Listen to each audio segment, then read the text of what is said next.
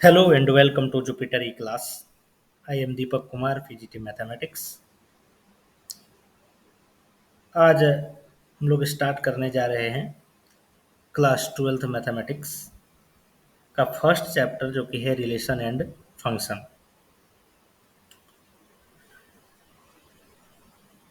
According to the CBSE syllabus हम लोग वो सारे टॉपिक को कवर करेंगे और उससे रिलेटेड क्वेश्चंस को देखेंगे। छोटे छोटे वीडियो में ये सारे के सारे टॉपिक को मैं कवर करने का कोशिश करूँगा। तो आज का ये टॉपिक स्टार्ट करते हैं रिलेशन और फंक्शन। सबसे पहले समझेंगे हम लोग कि रिलेशन क्या होता है। जैसा कि क्लास 11th में ऑलरेडी हम लोग पढ़ चुके हैं सेट थ्योरी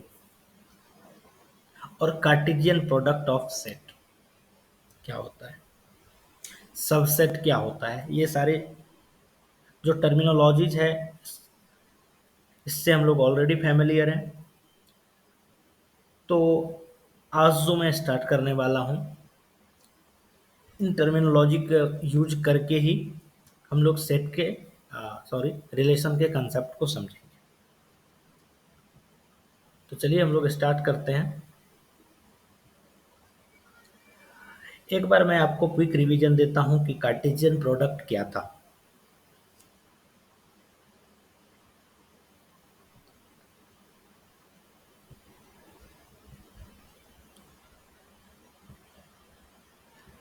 जैसे कि अगर हमारे पास एक सेट है ए और एक सेट होता था बी,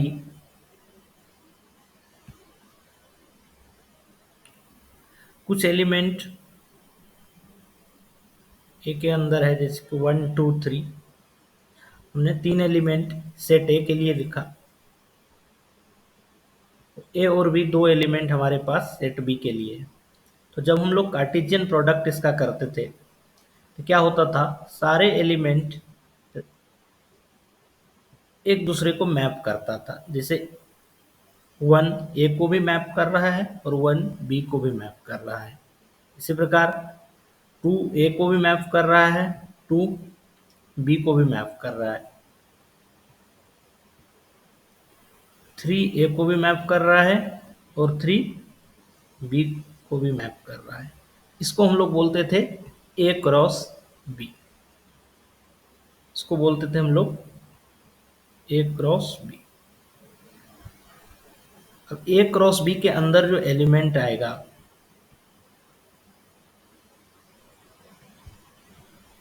क्या हुआ, जैसे 1 ए को भी मैप कर रहा है तो एक एलिमेंट हमारा होगा 1 ए। ए क्रॉस बी का फर्स्ट एलिमेंट है 1 ए। इसी तरह 1 बी को भी कर रहा है तो 1 बी। सिमिलरली 2 ए को कर रहा है तो 2 ए।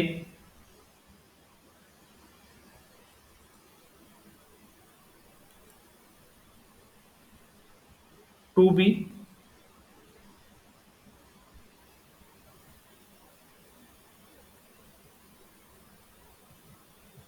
यहाँ मैं लिखता हूँ 3 ए और 3 बी।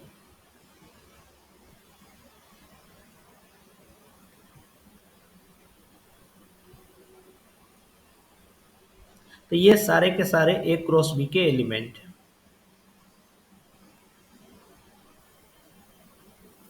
ये सारे के सारे ए क्रॉस बी के एलिमेंट हैं। अगर मैं इसमें से किस एक कोई भी सबसेट निकाल लूं ए क्रॉस बी का, कोई भी सबसेट ले लूं, चाहे उसमें इसको मैं एक सबसेट ये यहाँ से यहाँ तक मैं ले लूं तो ये एक सबसेट हो गया। सबसेट ऑलरेडी आप लोग पढ़ चुके हैं। ये ले लूं तो ये एक अदर सबसेट हो गया, या ये पूरा का पूरा ले लूं तो वो भी एक सबसेट हो गया। तो ए क्रॉस बी का कोई भी सबसेट जो होगा वो एक रिलेशन होगा, वो एक रिलेशन होगा। तो आई होप आप लोग रिलेशन को समझ गए होंगे कि रिलेशन है क्या। ए क्रॉस बी का कोई भी सबसेट को हम A cross B relation on A cross B बोलते हैं, R on A cross B. ठीक है। अब अगर हमारे पास एक ही सेट है आर, अगर हमारे पास मान लेते हैं एक ही सेट है ए,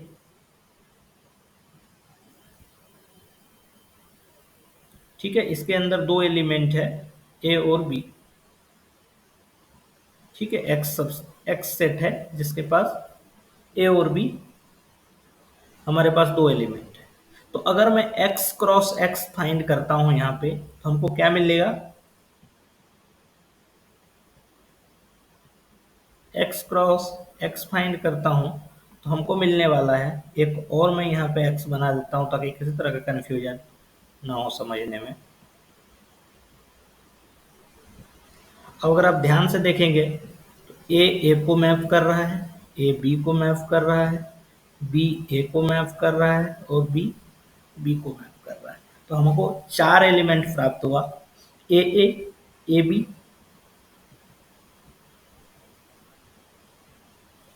ए इसी तरह ए बी,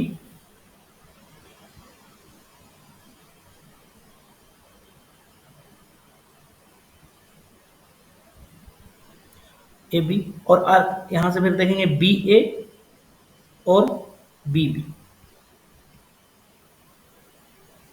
बी ए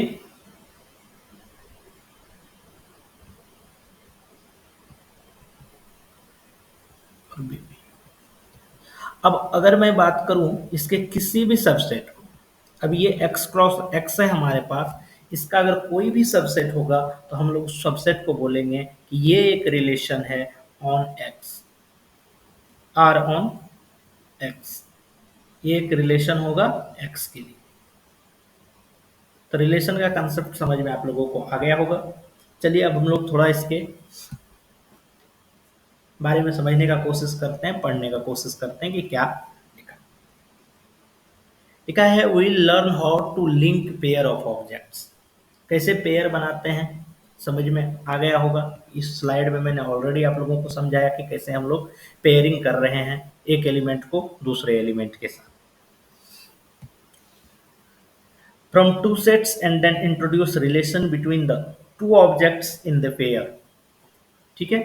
तो जब हम ए क्रॉस बी, हमारे पास सेट है दो ए और बी, और इसका कार्टेशियन प्रोडक्ट हम लोग फाइंड करते हैं, तो इस कार्टेशियन प्रोडक्ट के कोई भी सबसेट एक रिलेशन होता है ए क्रॉस बी के लिए। नेक्स्ट है ए क्रॉस बी, ऑलरेडी मैंने बताया जहां पे दो एलिमेंट ए बी है, यहाँ ए बिलोंग्स कर रहा है सेट ए के साथ, बी एलिमेंट बिलोंग कर रहा है सेट बी के साथ, कोई भी non empty set A B के लिए। ठीक है। अगर इसमें से ए और बी या कोई एक सेट क्या है, एम्प्टी सेट है, तो इस केस में ए क्रॉस बी अपने को एम्प्टी मिलेगा। This is the set of all order pairs of element from A to B. Number of element of A cross B equal to N A cross N B होता है। ठीक है। इसका क्या मतलब है इस फॉर्मूले का, इसको भी हम लोग समझेंगे। इस फॉर्मूले का क्या मतलब है, चलिए यही समझाता हूं मैं। फॉर्मूला था number of element, number of elements of Cartesian product of A cross B equal to number of element in A multiply number of element in B। ठीक है। अब आप ध्यान से देखेंगे, ये जो दो एग्जाम्पल ऑलरेडी अपन कर चुके हैं इसके बेसिस पे, यहाँ पे सेट ए के अंदर कितने एलिमेंट हैं, 3। सेट बी के अंदर कितने एलिमेंट हैं, 2। ए क्रॉस बी के अंदर कितने एलिमेंट हैं, गिनने अगर इसको आप काउंट करेंगे तो 1 2 3 4 5 एंड 6। इसका क्या मतलब है, जो कार्टेशियन प्रोडक्ट के अंदर जो नंबर ऑफ एलिमेंट होगा, ये सेट ए के number of element multiply set B के नंबर ऑफ एलिमेंट के इक्वल होगा। That means it is equal to 3 multiply 2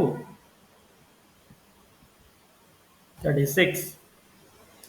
similarly आप यहां भी देख सकते हैं कि x के अंदर 2 एलिमेंट है, फिर से x है जिसमें 2 एलिमेंट है, तो number of element x cross x में 4 आना चाहिए, जो कि यहां दिख रहा है 1 2 3 एंड 4 में। ये कंसेप्ट आप लोगों को क्लियर हो गया होगा। चलिए नेक्स्ट कंसेप्ट की तरफ चलते हैं हम लोग। a cross b cross c। अब यहाँ पे 3 सेट की बात किया जा रहा है, जहाँ पे a cross b cross c है और उसके 3 एलिमेंट है a b c, जहाँ पे a बिलोंग कर रहा है सेट a को, b बिलोंग कर रहा है सेट b को एंड c बिलोंग कर रहा है सेट c को। Is called set of all order triplets from non empty set n a cross b cross c equal to na into nb into nc। ठीक है, इसका क्या मतलब है? अगर इसको ऑर्डर पेयर ना बोल के हम लोग ऑर्डर ट्रिपलेट बोलते हैं। जब हमारे पास 2 सेट का कार्टेशियन प्रोडक्ट था तो वहां पे हम लोग उसको ऑर्डर पेयर बोलते थे, लेकिन जब हमारे पास 3 सेट है तो हम लोग उसको ऑर्डर ट्रिपलेट बोलेंगे। यहाँ पे ध्यान रखने की बात यह है कि फॉर नॉन एम्प्टी सेट की बात हो रही है, n A cross B cross C की बात हो रही है। ठीक है, तो number of element A cross B cross C जो होगा वो number of element of A multiply number of element of B multiply number of element of C के इक्वल होगा। इस चीज को ध्यान रखेंगे। आप लोग को समझ में आ गया होगा ये चीज। चलिए अब कुछ बेसिक पॉइंट्स देखते हैं हम लोग सेट से रिलेटेड। ठीक है, जैसा कि मैं पहले ही आप लोगों को बता चुका हूं कि P Q be the 2 sets. ठीक है, जैसे ए बी 2 सेट था हमारे पास रिलेशन आर के लिए, P to Q is a subset of P cross Q. ठीक है, एग्जाम्पल के लिए इसने एक लिया है कि ए बी सी डी है सब, और बी के अंदर एलिमेंट है पी क्यू आर एस, और क्वेश्चन हमसे पूछा है कि आप बताओ इसमें से कौन सा रिलेशन है और कौन सा नहीं है। ठीक है, चलिए इसको समझते हैं। ए के अंदर हमारे पास A B C D,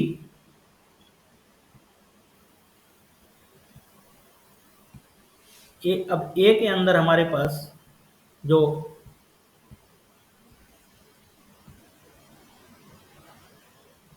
set ए है इसके अंदर एलिमेंट है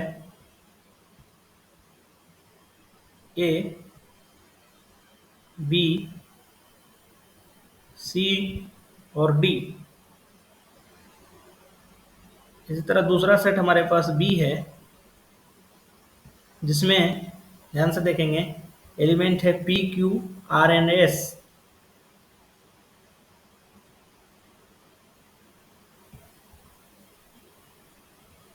पी क्यू आर और एस। अब देखो ए पी को मैप करेगा, अगर ए क्रॉस बी हम यहाँ फाइंड करें तो ए ये चारों एलिमेंट को मैप करेगा। ए करेगा पी को, क्यू को, आर को और एस को। ठीक है, मतलब A P A Q A R A S. इसी तरह बी से बी पी को करेगा, B Q B R B S होगा। ठीक है, समझ में आ गया हमको हमारे एलिमेंट्स क्या मिलने वाले हैं। अब रिलेशन आर कह रहा है ए पी को मैप करना चाहिए, बी आर को मैप करना चाहिए, सी एस को मैप करना चाहिए। अब आप लोग यहाँ चेक करिए, ए पी को मैप कर रहा है, बिल्कुल सही है, कर रहा है। क्या बी आर को कर रहा है? बिल्कुल कर रहा है।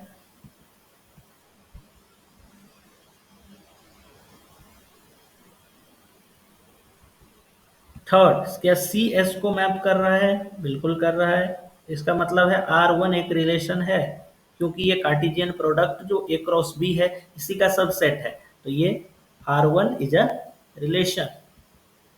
आप लोग इसको लिख सकते हैं कि आर वन एक रिलेशन है, R one is a valid relation.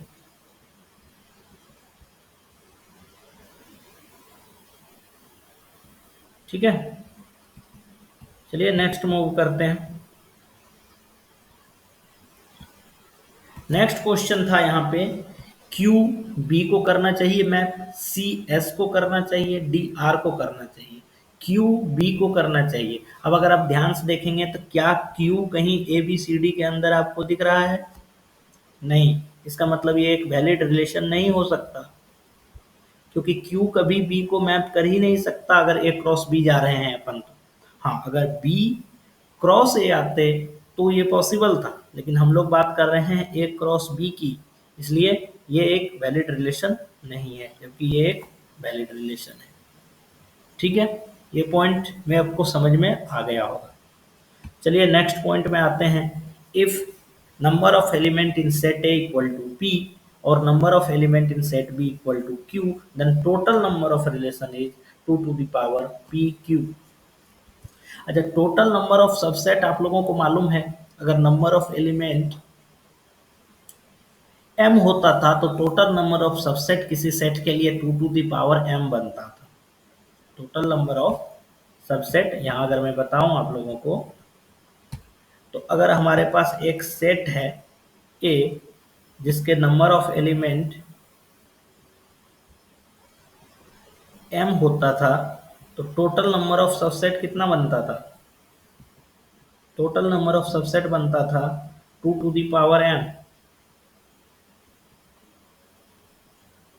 ठीक है, मतलब जितने नंबर ऑफ एलिमेंट्स हैं आपके पास उसको 2 के पावर में लिखा जाता था। ठीक है, अब यहाँ पे बोल रहा है टोटल नंबर ऑफ रिलेशन, तो मैंने पहले ही आपको बताया रिलेशन कुछ भी नहीं है, टोटल नंबर ऑफ सबसेट्स ही तो हैं। टोटल नंबर ऑफ रिलेशन का मतलब total number of subsets in set A cross B. अब सिर्फ सेट ए की बात हम लोग नहीं करेंगे, अब हम लोग बात करेंगे नम ए क्रॉस बी की।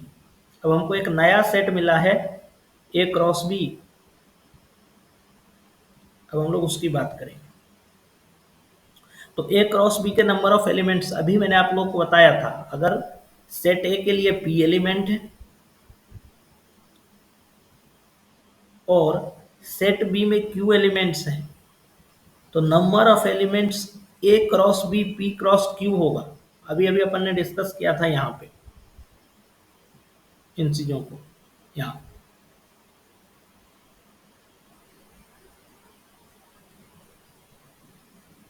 अभी अभी अपन ने इस चीजों को डिस्कस कर चुके हैं कि नंबर ऑफ एलिमेंट्स यहाँ पे, अगर n A equal to P है, number of element of set set A equal to P, number of element set B equal to Q है, तो टोटल नंबर ऑफ रिलेशन क्या आएगा? 2 to the power P multiply Q, क्योंकि P is to Q total number of subset है A cross B का, तो total number of subset of A cross B को ही हम लोग तो रिलेशन बोलते हैं। ठीक है, नेक्स्ट पॉइंट है R is the relation of finite set having N elements. अगर एक ही सेट है अपने पास, हम लोग आर और ए बात कर रहे हैं किसी एक सेट के लिए, तो इस केस में अगर एन क्रॉस एन लिखेंगे यहाँ पे, तो ये एन स्क्वायर बनेगा। ठीक है, इनवर्स रिलेशन, यहाँ पे फंक्शन लिखा हुआ है inverse relation, is a relation from B to A, इसको आप लोग रिलेशन कर लेना, हालांकि फंक्शन के लिए भी सेम है, कुछ ज़्यादा डिफरेंस है नहीं। Is a relation from B to A defined by B A. A B जो हमको मिल रहा था उसको हम लोग बी ए कर देंगे, ए से बी के तरफ मैप कर रहे थे, अब हम लोग बी से ए के तरफ मैप करेंगे, इसी को हम लोग इनवर्स रिलेशन बोलेंगे। ठीक है, अगर हम लोग जिस तरह से ए से बी के तरफ मैप कर रहे थे, तो अगर ये आर है रिलेशन, तो अगर बी से ए तरफ हम मैप कर रहे हैं तो ये इनवर्स रिलेशन को बताएगा, आर इनवर्स को। ठीक है, चलिए इसके बाद कुछ और पॉइंट समझते हैं, डोमेन और रेंज का कंसेप्ट को समझते हैं। ठीक है, तो इस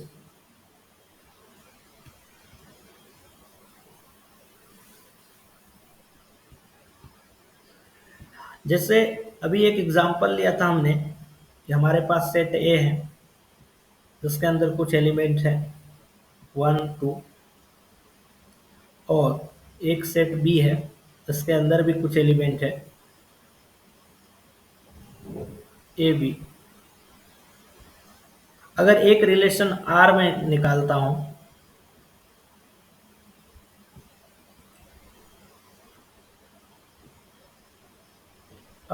वन और बी, वन ए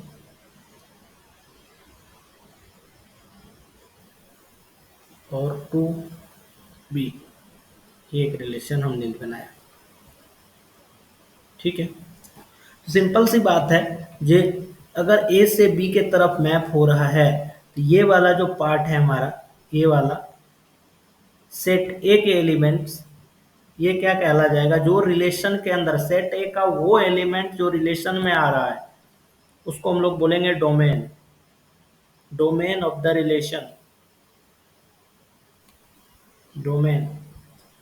और सेट बी का वो एलिमेंट जो रिलेशन में है ये कहला जाएगा range, range of this relation.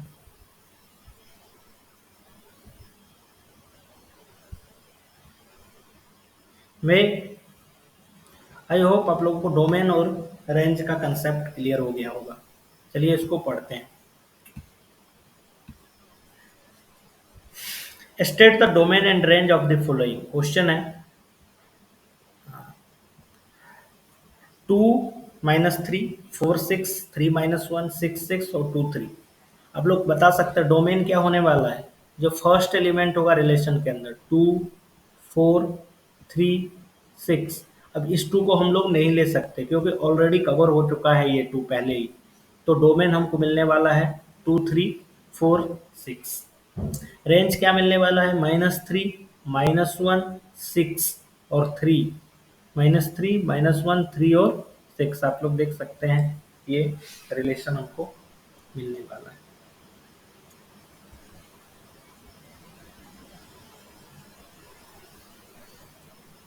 फिर क्या होता है डोमेन और क्या होता है रेंज, आपको समझ में आ गया होगा। ठीक है, एक और डेफिनेशन रिलेशंस का, इसको पढ़ते हैं कि a relation is a set of input and output. जो अभी हमने मैपिंग किया था सेट ए से सेट बी के तरफ, तो सेट ए के एलिमेंट्स को हम इनपुट बोलते हैं और सेट बी के एलिमेंट्स को आउटपुट बोलते हैं। जो रिलेशन में पार्टिसिपेट कर रहा है उस एलिमेंट की मैं बात कर रहा हूँ। Often return as ordered pair.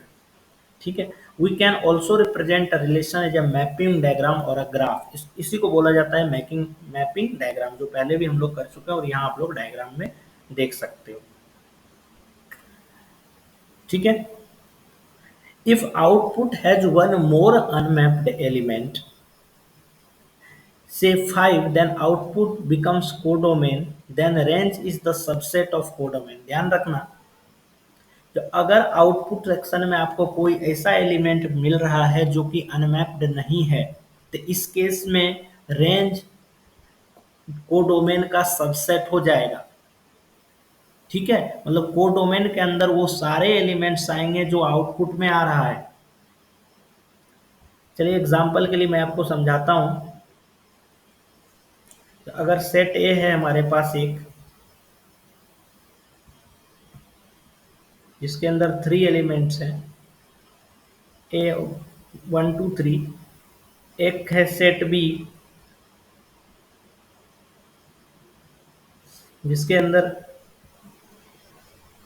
ए और बी 2 एलिमेंट है, और मैप कर रहे हैं कुछ इस तरह से हम 1 का ए से, 2 का ए से, 3 का ए से। ठीक है, तो और एक रिलेशन, अब अगर आप ध्यान से देखेंगे इस मैपिंग को, तो इसका डोमेन तो 1 2 3 होगा, जबकि रेंज, डोमेन इसका हो जाएगा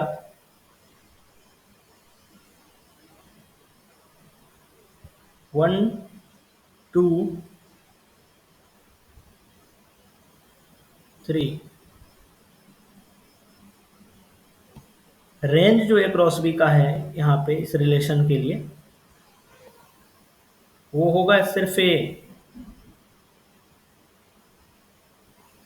लेकिन कोडोमेन, कोडोमेन ये हो जाएगा ए और बी। तो अगर सारे के सारे एलिमेंट्स सेट बी के मैप हो रहा है तो इस केस में रेंज और कोडोमेन एक होगा, सेम होगा, रेंज इक्वल टू कोडोमेन होगा। लेकिन अगर एक भी अनमैप्ड एलिमेंट बच रहा है तो उस केस में हमेशा रेंज छोटा होगा। Number of element in range is lesser than the number of elements of codomain. इस चीज को याद रखना है। ठीक है, तो ये सारे हम लोगों ने कवर कर लिया। ठीक है, कुछ क्वेश्चंस पे आते हैं, समझते हैं क्या है क्वेश्चन, किस तरह से सॉल्व किया जाता है रिलेशन से रिलेटेड क्वेश्चंस। क्वेश्चन है the relation R is defined on the set N. N का मतलब यहाँ नेचुरल नंबर से है। As R equal to X X plus five, X less than four, X and Y belongs to natural number, write R in the roster form, write its domain and range. अब ये relation दिया है x less than four के लिए।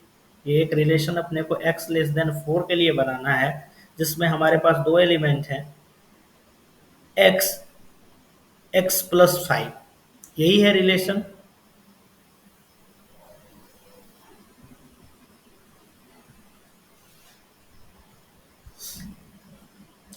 जो हमारा relation है are,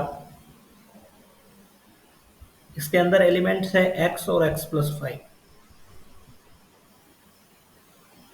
x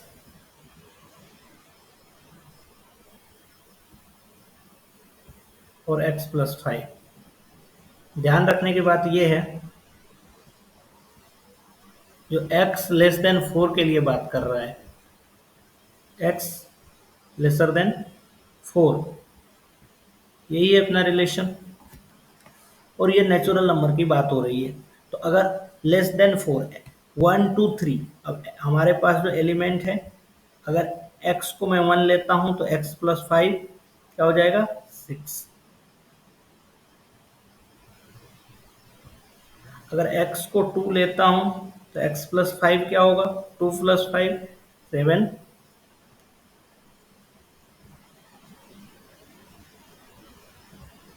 x को मैं थ्री लेता हूं तो x प्लस फाइव हमारा एट। x को फोर तो ले नहीं सकते, क्योंकि ऑलरेडी इन्होंने बता रखा है कि x को हमेशा लेस देन फोर लेना है। तो ये हमारा रिलेशन है रोस्टर फॉर्म में। उसने बोला है रिलेशन को रोस्टर फॉर्म में लिखने के लिए। अब ध्यान से देखना है, ये है सेट बिल्डर फॉर्मेट में, इसको हमने यहाँ रोस्टर फॉर्म में लिखा। अब इसका डोमेन क्या होगा, वन टू एंड थ्री, ये है domain.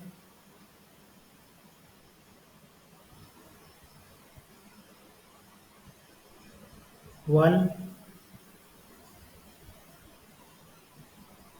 To three, this is the domain. Range six seven and eight,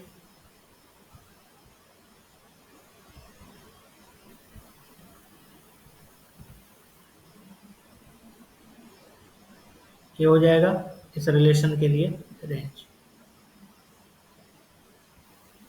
मैं आप लोगों को ये चीज क्लियर हो गया होगा, ठीक है। अब आते हैं सेकंड क्वेश्चन क्या है, if A cross B P Q Q R M Q M R find A and B.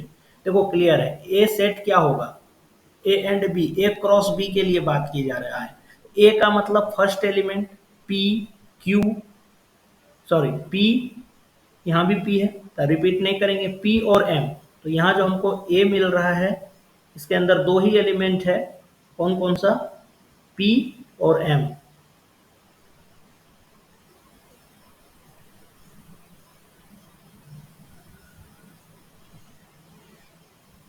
और इसी तरह बी के लिए हमारे पास सेकेंड एलिमेंट होगा ऑर्डर पेयर का क्यू आर। तो बी के पास भी दो ही एलिमेंट है, क्यू और आर, क्यू और आर। थर्ड क्वेश्चन है, if X Y Z and B equal to one two find the number of relation A to B. A to B का नंबर ऑफ रिलेशन, तो number of relation का formula already हम लोगों ने discuss कर लिया है, to to the power P Q. यहाँ पे पी है number of element in set A और क्यू है number of element in set B. तो सीधा सीधा इसका आंसर क्या होगा, two to the power number of element set B कितना है, three, number of element set B है टू, तो three multiply two, two to the power six, ये क्या होगा total number of relations from A to B. Second question है examine the relation and state whether it is a function or not. Function अभी हम लोगों ने नहीं पढ़ा है, तो इस क्वेश्चंस को मैं अभी रहने देता हूँ. नेक्स्ट क्वेश्चन है define the relation R from A to A. अब आपके पास दो एक ही सेट है ए और उसको यूज करना है दोबारा.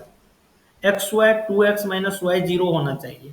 हमें लगता है अगर इसको फर्स्ट क्वेश्चन समझ में आ गया आसानी से फिफ्थ क्वेश्चन आप लोग कर सकते हैं, कुछ भी नहीं है इसके अंदर.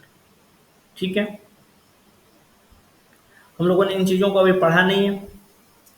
Relation R1 on the set real number to be defined, reflexive symmetric, ये सारे रिलेशंस के टाइप है, इसको भी हम कवर करेंगे. बाकी क्वेश्चंस आप लोग जरूर करना ये सब क्वेश्चंस. अच्छा, एक क्वेश्चंस यहाँ इनवर्स का है, मैं उसको बता दे रहा हूँ. If R is the relation from set A 11, 12, 13 and set B 8, 10 or 12, defined y equal to x minus 3, then write R inverse. अच्छा, रिलेशन में क्या होने वाला है, एक्स वाई दो एलिमेंट है अपने पास, y इक्वल टू है x माइनस 3. ठीक है, चलिए इसको समझते हैं. हमारे पास रिलेशन के अंदर दो एलिमेंट है x और y, और कंडीशन क्या दिया है, y equal to X minus 3. अब x हमको सेट A से लेना है और y सेट B से लेना है. चलिए देखते हैं. ठीक है, तो अगर मैं रिलेशन 11 लेता हूं सेट A से, इससे 3 कम y चाहिए, मतलब 8 आएगा. तो एक एलिमेंट तो हो गया 11 8. क्या 12 8 हो सकता है? नॉट पॉसिबल, क्योंकि 12 से 8 4 माइनस होता है, जबकि अपने को सिर्फ 3 माइनस चाहिए. 12 से 12 भी नहीं हो सकता. 13 टू 10 हो सकता है. तो हमारे पास दो एलिमेंट मेनली है, 11 8 और 13 10. 11 8 और 13 10, यही करता हूँ. तो हमको दो एलिमेंट मिले, एक तो मिला 11 8 और एक मिला 13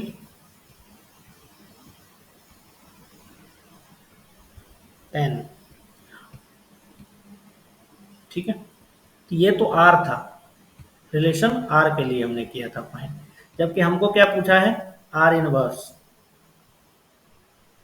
ठीक है, तो R इनवर्स के लिए मैंने अभी क्या बताया था, हर एक ऑर्डर पेयर के लिए आप चेंज कर दो, डोमेन को रेंज के साथ रिप्लेस करो और रेंज को डोमेन के साथ. तो ये हो जाएगा 8 11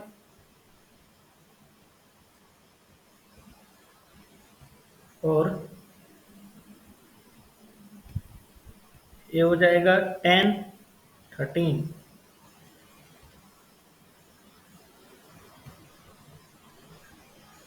ठीक है, इसको इसके साथ हमने रिप्लेस कर दिया.